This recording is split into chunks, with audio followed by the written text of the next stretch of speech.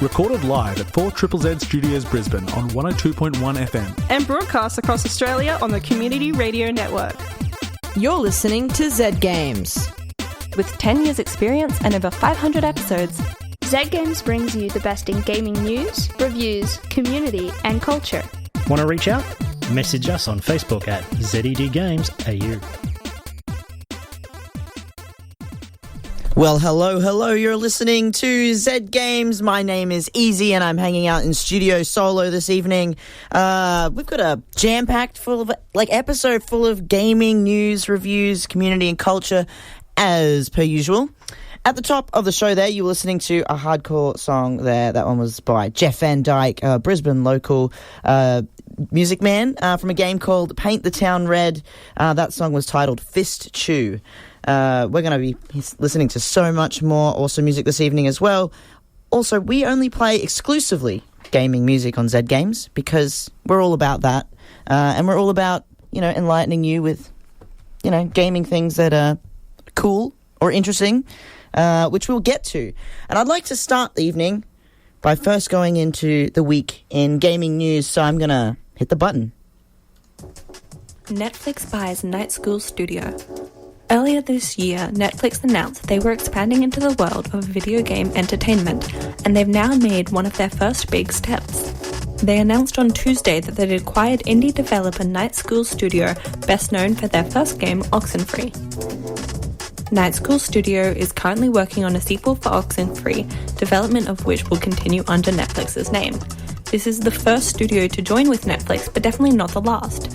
A representative of Netflix said, "We'll continue working with developers around the world and hiring the best talent in the industry to deliver a great collection of exclusive games designed for every kind of gamer and any level of play." Hasbro also expands into the video game arena. Hasbro is a huge media corporation controlling IP across toys, board games, and TV shows. They've recently begun the move to produce video games based on some of their brands, beginning with opening a AAA game division and studio. Hasbro's Wizards of the Coast, currently responsible for games like Dungeons & Dragons or Magic the Gathering, will take the helm of the new Rayleigh Durham studio. It is based in North Carolina, and the division will be focused on both console and PC games that are based on Hasbro properties. Hasbro has already announced some of the franchises that will be getting a AAA game: Transformers, G.I. Joe, Micronauts, and even Ouija. But the possibilities beyond that are almost endless. China's restrictions on gaming tighten further. In recent weeks, we've seen strict regulations introduced in China limiting the time that people can spend playing video games and what sort of content is allowed in Chinese video games. On Monday the 27th, China released its 10-year national guidelines for children's development, detailing more rules and steps to better classify games, review content, limit game time, and protect children's personal information and privacy. They also called on operators who provide online services like social media, live streaming, audio and video streaming to limit the time and money that minors spend online. Despite potential negative impacts on the industry, most of China's gaming companies have come on board with these changes, more than 200 recently making a pledge to remain compliant with the new regulations, to self-regulate within the industry, and to ban content depicting sissy men, gay love and money worship, as well as those deemed politically harmful or historically nihilistic. While most are compliant, some companies have been looking for loopholes to exploit, and to combat this, China has launched a new website for citizens to report rule breaking. Many consumers have expressed discontent with the new rules on social media. Some pointed out that the age of sexual consent at 14 was now 4 years younger than the age at which people can game without limit. Unfortunately for them, it seems restrictions will only tighten in the foreseeable future. Upcoming gaming releases: FIFA 22 on October 1st for the PS4, PS5, Xbox One, PC, Nintendo Switch and Stadia. Exophobia on October 5th for the PC, PS5, PS4, Xbox and Switch. Super Monkey Ball Banana Mania on the 5th of October for PC, PS5, PS4, Xbox and Switch. Alan Wake Remastered on October 5th for the Xbox One, Xbox Series X, PS4, PS5 and PC, and Far Cry 6 on October 7th for the PC, PS5, XSX, PS4, Xbox One and Stadia. And that's all this week in gaming news. Thank you so much there, Maylee, for the week in gaming news. Boy, there's been a lot happening. Netflix is teaming up with Night School Studio. I mean, that's kind of interesting. Oxenfree, obviously a very big game and like very highly praised. It'll be interesting to see what, the collaborative efforts create, I suppose. And Hasbro as well, making their way into that video games arena. I'm quite excited for a Transformers game. I don't know, the child in me loved Transformers, is very excited for the potential there. And China's restrictions on gaming, well, I guess that was to be expected. We did sort of see some things happen earlier in the year, and it's not a huge surprise. What is a huge surprise to me, and also to other members of the Zed Games crew, maybe even to you, is Super Mario Brothers, the movie, has decided to cast Chris Pratt as the voice of Mario. I don't know, that's an interesting decision. It's also, there are other characters that have interesting casting as well. You've got Jack Black as Bowser, Seth Rogen as Donkey Kong, and Anya Taylor-Joy as Peach. I don't know, I think maybe casting Chris Pratt as Mario may not be the most intelligent decision culturally or, ethically there. If you've got any opinions on that, I'd like to hear it. You can text in on 0420 626 733. Let me know what you think about Chris Pratt being cast as Mario. And also, you could also message Zed Games in at ZED Games AU, which is our Facebook page, at ZED Games AU. You can do that there too. Also, something else exciting was that there's actually been a little bit of... I'm a massive Spider-Man fan. Spider-Man, Insomniac Marvel games, they're so good. And we've been getting a little bit of a teaser. There's a Spider-Man 2 that will be coming in 2023. Well, expected to. And they've given a little bit of a teaser. So they've sort of suggested that maybe, the first Spider-Man was like the original Star Wars movie, but this next one that's coming the sequel will be more like Empire Strikes Back, which is interesting.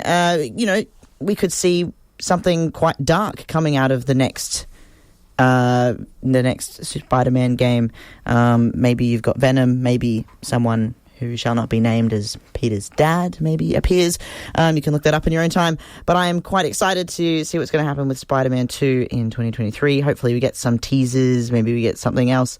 I know that Insomniac tend to pump out games pretty fast. When they got Miles Morales out, they did that at quite a speed.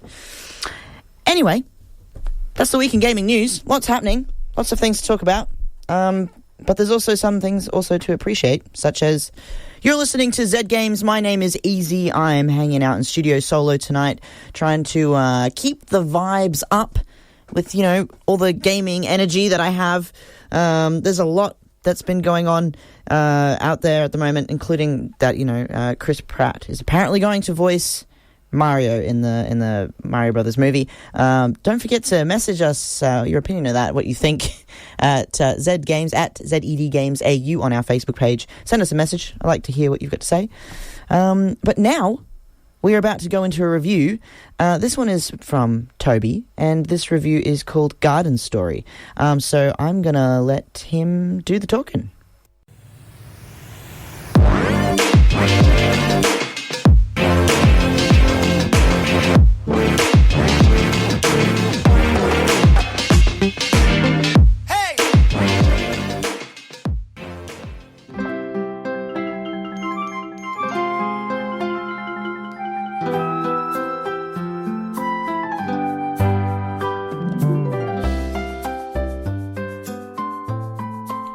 People who know my gaming habits know I'm a 12-hour marathon-focused player of builders and MMORPGs. So once my bub came along, it's been a struggle to find something that I can enjoy in small doses, that I don't have to relearn a moveset every time I pick it up. In my search for such a game, I stumbled across Garden Story in an Indie Worlds showcase for the Switch, and with the catchphrase "Rise to Grapeness" and just a 30-second spot that knocked my stalk off, it still took me a week to take a leap of faith and purchase it. In Garden Story, you play as Concord the Grape, a gardener greenling who tends the kindergarten vine, the source of all the greenlings who inhabit the grove. However, the vine has not produced new greenlings in so long and the rot runs rampant in the dark corners of the grove. Guardian Plum and Elderberry have decided it's time for you to leave your cosy shed and help around the spring hamlet. Arming you with a pick and a jar to keep healing dew in, the hamlet leaves you daily tasks to complete, building up defences, clearing rot and gathering resources, leading you on a path to become a guardian of the grove. Garden Story is an extremely wholesome, pixelated 2D adventure RPG with a twist. The base of the story being get stronger, fight area boss, and progress to the next area. With 4 hamlets, spring, summer, autumn and winter, the game is fairly linear in its progression, with mechanically interesting bosses at the end of each stage. Each area and boss will generally require you to use the tool or skill you earned in that seasoned hamlet to progress through with either collecting specific items or to assist you in completing puzzles. While Garden Story is easily recommendable for beginners to gaming with the option to toggle perish prevention and slower time, it also allows for player exploration. This game does give some tutorials, but it also encourages you to try out everything. Like, I didn't think I would utilise a dowsing rod to clear dungeons, but somehow it worked out. This was accomplished through one of Garden Story's twists. While it does have accumulated stats for health, resistances and many more, it throws in a buff system of memories. At the end of each day, you can see some of the in-game achievements in your book of memories, and these are found through all sorts of things, from carrying items, rolling around, using items, finding statues, and having a yarn with some of the other characters you meet along the way. Each of these memories can give you bonuses and are a nice way to look back on where you have come from and what you have achieved, while also making you stronger and able to kick the rot's butt. Lastly, the game has some time mechanics, with rot becoming stronger at night. This adds to a sense of urgency to complete your daily tasks and the need to allocate time to harvest nodes for items to upgrade your goodies. And through all this, you are serenaded by the works of Graham Nesbitt, as you can hear in the background of this review.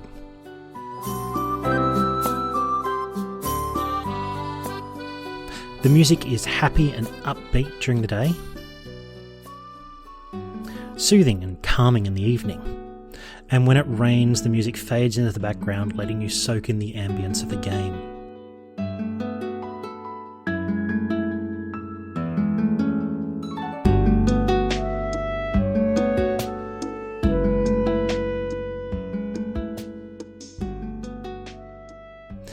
The boss rooms also have their own upbeat battle themes to pump adrenaline into your system. This dramatic change sometimes affecting me to the point where I found myself shaking the switch in some boss fights.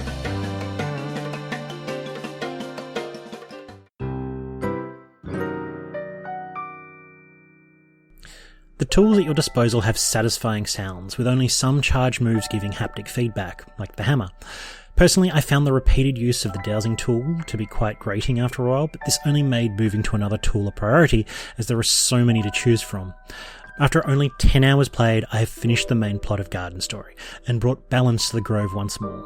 But the game doesn't end there. From this point on, I can search for hidden achievements, experiment with memory combos, discover what all the seeds do in each hamlet, collect the items required for upgrading my tools, finish the hamlet library lists, customize and repair areas in the hamlets, and so much more. I've only just started playing with my flute, and I'm interested in the discovery of what it and everything else can do. Overall, I encourage you to grow into the best greenling you can be, overcome your obstacles, and learn the secrets to bringing balance back to the grove. Garden Story was developed by Picogram, published by Rose City Games, and the music is by Graham Nesbitt. I bought Garden Story for $30 on the Nintendo Switch, but it is also available for PC and Mac OS through Steam for $28.95.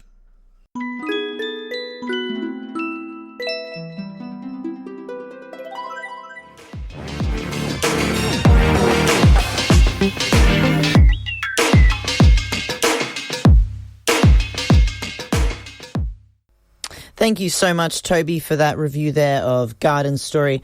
My name is Ezie. You're listening to Zed Games. We're about to head into a review by yours truly. I'm reviewing a game that I played a little while back, but I still really think about because it was quite wholesome, and it's something that I actually go back to every now and then when I'm thinking of, something that I can play to fill time. This one is actually called Glass Masquerade 2. Illusions. And it's pretty much a very wholesome little experience. Okay. Get some atmosphere going. That's right. So, Glass Masquerade's 2 Illusions was developed by Onyx Lute and Stage Clear Studios. It's also published by Onyx Lute and Digirati.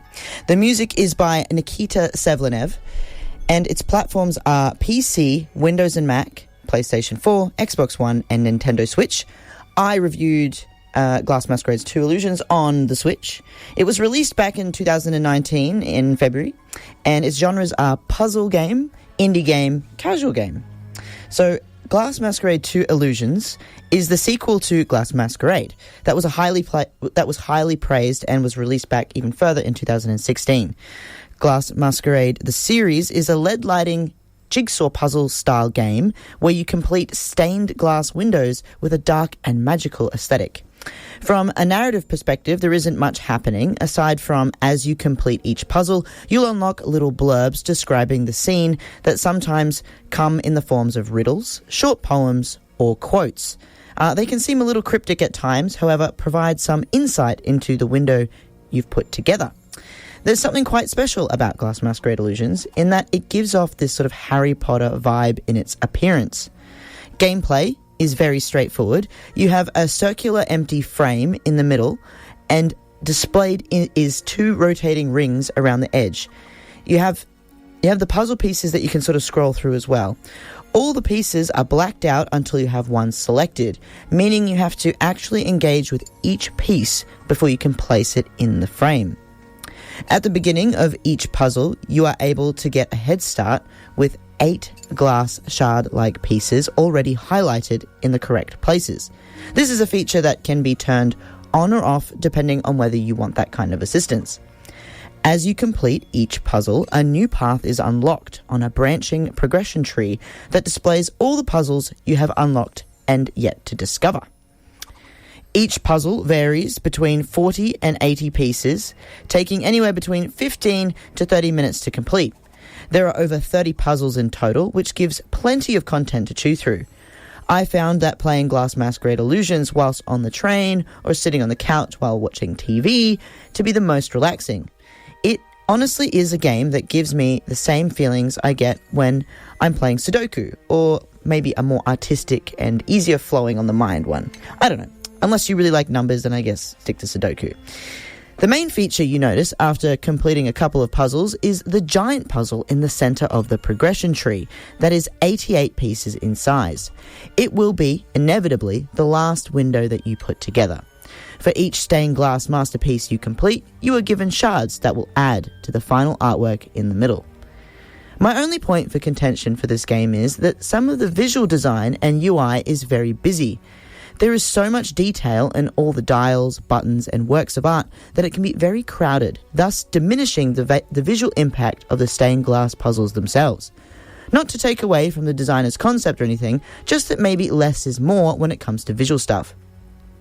I also found, as the size of the shards got smaller, because the larger puzzles were contending with screen space, playing on a handheld device hurt my eyes. So maybe playing it in docked mode would be a little less strain, or even when you can get your hands on the Nintendo Switch OLED, maybe that extra 0.8 inches on screen size will help you out. You could also just play on a different platform. The music that sits neatly in the background while you drag shards of glass around is reminiscent of the Harry Potter universe, which sort of ties in nicely with the overall aesthetics. I really feel like I'm in some spooky castle, or getting my fortune told in some dodgy caravan. There is also a very satisfying clink sound effect for when you place a shard of glass correctly that can be especially rewarding as you get more challenging puzzles to complete.